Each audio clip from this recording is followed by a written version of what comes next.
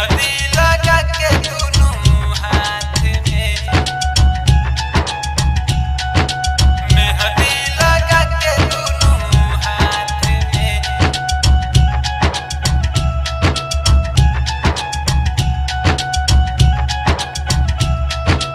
Music पर निर्भय राज चकिया। मेहंदी लगा के दोनों हाथ में, जात बारू पियाज के साथ में। मेहंदी लगा के दोनों हाथ में, जात बारू पियाज के साथ में। ससुरा में जाके हमें न भूलई ह, कोइले बड़ू वादा तोरी अपन तूनी भई ह। मेहंदी लगा के दोनों हाथ में, जात बारू पियाज के साथ में। मेहंदी लगा के दोनों हाथ में, जात बारू पियाज के साथ में।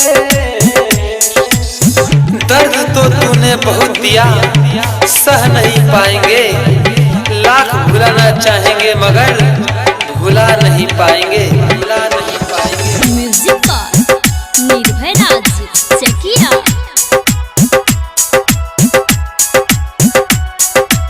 मेहंदी लगा के दोनों हाथ में,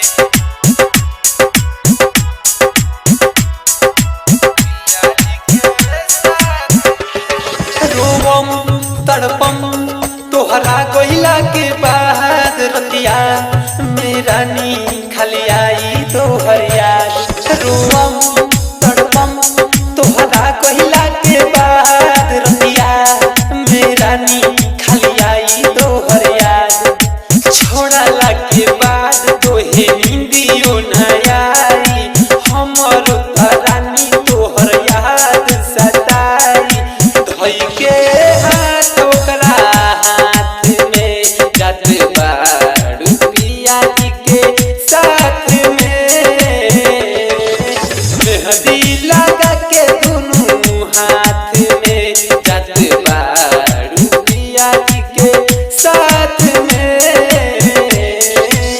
दिल क्यों लगाई जब तोड़ना ही था, साथ जीने के सपने क्यों दिखाए जब छोड़ना ही था।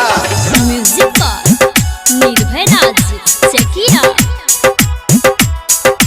मेहंदी लगा के दोनों हाथ में, पियाज के साथ में। जिंदगी आपन कोई दिहनी तोहरे नाम, तब हमर न पूछलू अरमान। जिंदगी आपन को दिहनी तोहरे नाम, तब हमर न पूछलू अरमान। राइटर सनतन तोहे रखले बाड़ी दिल में, राजा सदाम पड़ गइल मुश्किल में। मेहंदी लगा के दोनों हाथ में, जात बारू पियाज के साथ में।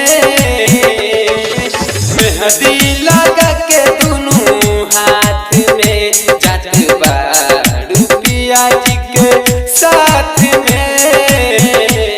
चैलेंज रिकॉर्डिंग स्टूडियो मटर चौक छोड़ा दानो।